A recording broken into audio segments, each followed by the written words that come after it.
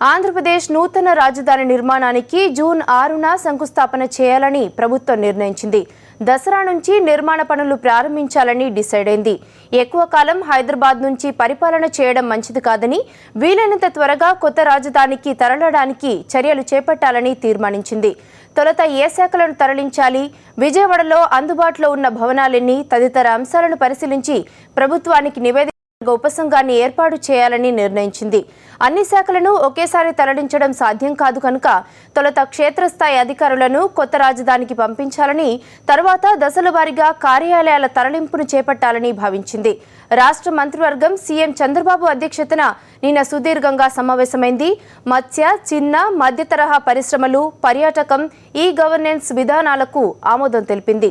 సమీకరణకు ముందుకు రాని రైతులపై భూసేకరణ అస్త్రం ప్రయోగించాలని మంత్రిమండలి నిర్ణయం తీసుకుంది.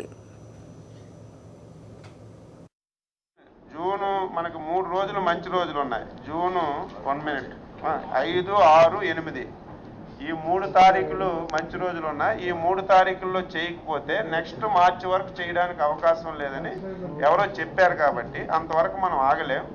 ముందు 6వ తారీఖు మంచిదని కొంతమంది అన్నారు. అది ఒకసారి కనుక్కొని ఏదో ఒక రోజు మనం ఫౌండేషన్ చేసి వెళ్దాం. తర్వాత డీటెయిల్ రిపోర్ట్ వచ్చిన తర్వాత దసరా నుంచి పనులు ప్రారంభిద్దామని అదొక డెసిషన్. ఇందులో దాపరికం ఏం లేదు. ల్యాండ్ పూలింగ్కి కాకుండా ల్యాండ్ ఎక్విజిషన్కి అనుకూలంగా కావాలన్నారు. వాళ్ళు ల్యాండ్ ఎక్విజిషన్లో తీసుకుంటాం.